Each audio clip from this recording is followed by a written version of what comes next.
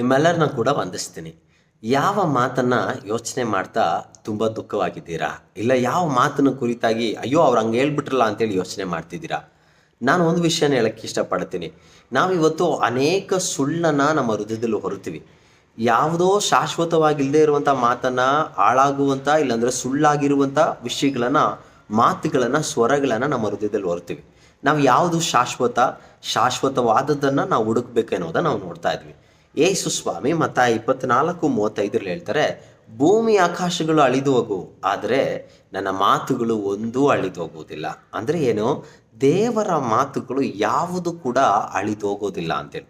ದೇವರ ಮಾತುಗಳೆಲ್ಲ ಕೂಡ ನೆರವೇರ್ತದೆ. ದೇವರ ಮಾತುಗಳು ಸತ್ಯ. ಈ ಲೋಕ ಏನು ಹೇಳ್ತದೆ? ನಿಸ್ವಾರ್ಥಿಯಾಗಿ ಬದುಕು, ನಿನಗೇನು ಬೇಕೋ ಅದನ್ನು ನೋಡ್ಕೋ. ದೇವರ ವಾಕ್ಯ ಏನು ಹೇಳ್ತದೆ? ನಿನ್ನಂತೆಯೇ ನಿನ್ನ ನೆರೆಯವನನ್ನು ಪ್ರೀತಿಸು.